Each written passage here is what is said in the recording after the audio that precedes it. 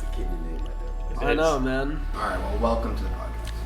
Welcome, Kahlil. Thank you for having me. Well, absolutely. Absolutely. I mean, I can't speak for any manager or agents, but I'm sure one of the last things they're thinking about is like, oh, I have to be careful with this because I could potentially ruin their lives. Where it's like, from my experience, it's just like they're out, like everyone, they're just out to save their own neck, and like you're already taking into consideration other people, which is just like, that is, like I said, that's just like a priceless thing to have. Like having someone like that who's not only supporting like your art, but supporting you like actively, not just like, hey, I'm here for you, but like pushing you out on a day-to-day basis. That is just like, that's what every person who requires representation or needs representation looks for. So I think that is absolutely awesome. What are some of your other what are some of your other clients up to? So it's such a broad spectrum. I think this is a question you asked before that I didn't really fully answer, was like what type of talent do we represent? And I mean, so we have music and we have digital media. We only have one person on the music side, and on the digital media side, it's pretty broad. That was one of the mistakes I made, was I think I tried to diversify a little too much in terms of the type of talent we took on. And so when you look at our roster now, it doesn't seem like there's any cohesiveness. Like we have a couple, Alyssa and Trey, who do lifestyle videos, and then we have like some Instagram models, and we have some YouTube comedians, and it just seems like there's no string that goes through them and ties them all together. But that's cool. I like that. It gives you some really variety. do. It does. It does. And that way it's like, if you, let's say you need to make something, or you want to do something, whatever the case may be, you have a team of people, as opposed to like, I have a shitload of actors who can do that, like who can only do that, but you have like a team of people. I think that's really cool. And that not only makes you just more like knowledgeable with like I was gonna say that. It's like it does. While there is some downside, the benefit is that you do get to experience how so many different types of entertainment verticals work in terms of like types of content and genre. And that's been very eye-opening in terms of how things work differently. And a lot of times is I tend to, and I don't want to say this and make myself sound too bad, but it's true, is like I have very strong opinions, and sometimes I try to validate those opinions with other people. And what I've come to realize over the past couple months is that there are some entertainment verticals in terms of genres that I know pretty well, and then I can guess what the right strategy might be.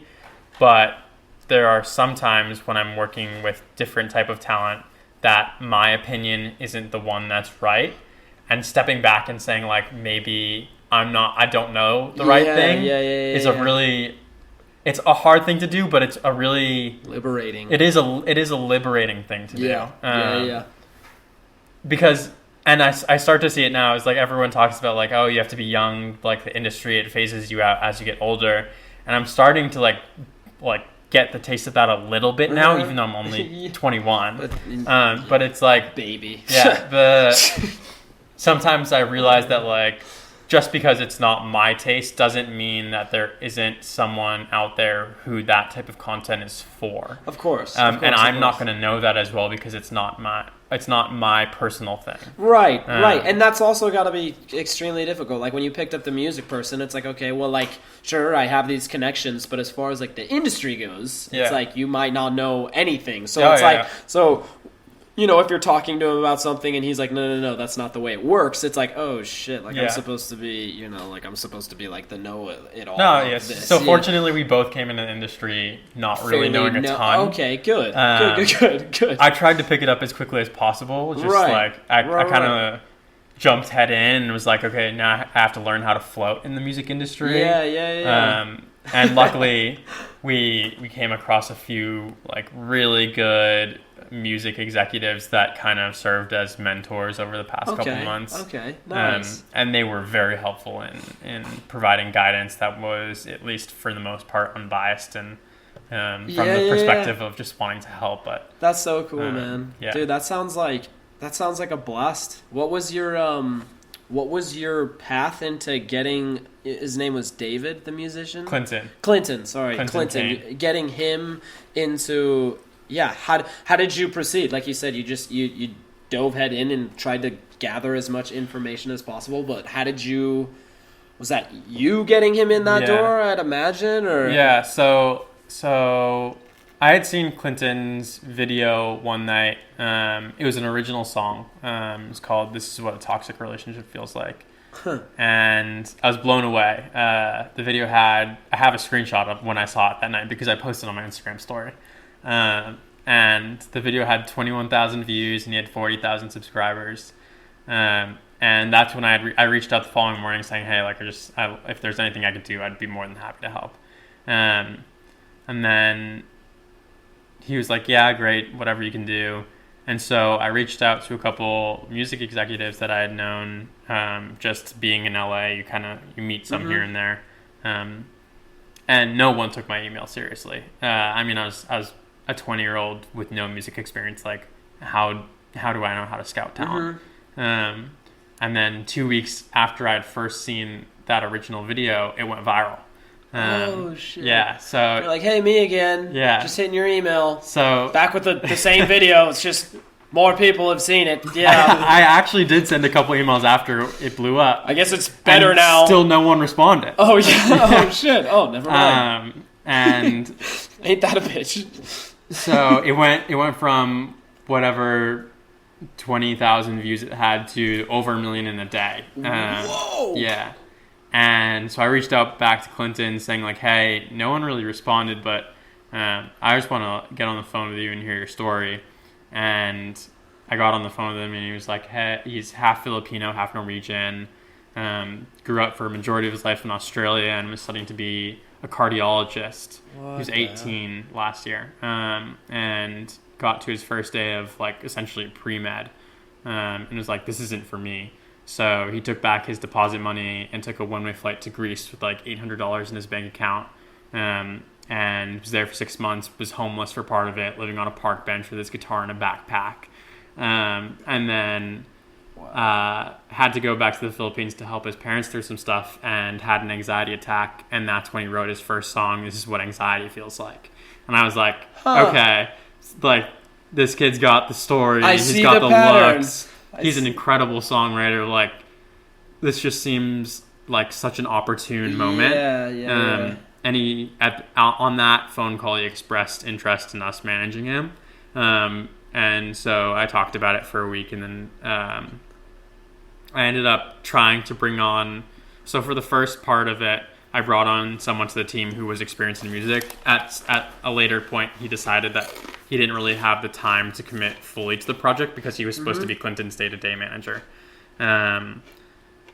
But basically how it worked was I redirected a lot of money from the rest of the company in order to fund all of Clinton's costs.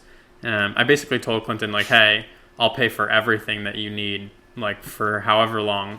And if you don't make it back, you don't have to pay it back. So it was like a completely risk-free loan on his end. And I think 6 weeks after I signed him, I flew him from the Philippines to LA. And we did our first 2-week trip. And he was in the studio for the first week. Had never been in a music studio before. Had never worked with a producer, like nothing. All he had done was sing and play guitar in his bedroom. And so we went through this learning curve of him trying to figure out like what the dynamic is with the producer and all of that. And we ended up scrapping most of that work. But luckily by the time that he had gotten there, this was the first 2 weeks of December of last year, of 2018. We had built up enough buzz around him that I think 7 or 8 labels had reached out. Like I didn't reach out to a single one.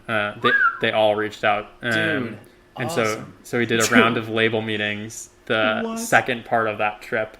Holy shit. Just building out connections, and then he went back, and I had him out for 3 weeks in February.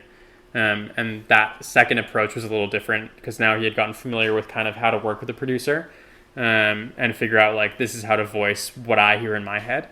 And so we had him in with a different producer essentially for 15 days straight to figure out like this is the type of producer that I like and this is the one that I might like. just working on completely different projects every single day. And the label meetings continued that second trip, and at some point we kind of finalized that Colombia was the one we wanted to go with. And so they just reached out to him. Colombia.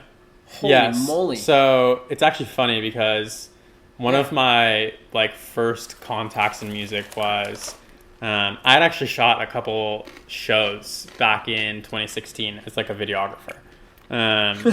And yeah.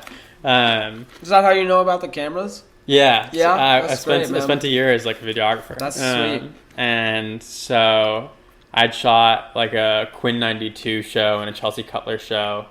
Chelsea Cutler? Whoa. She's great. Yeah. And I know their manager pretty well, Jesse Corin. Okay. And so when I signed Clinton, I reached out to Jesse being like, hey, I know some of your guys are signed at Columbia. Who's your A&R?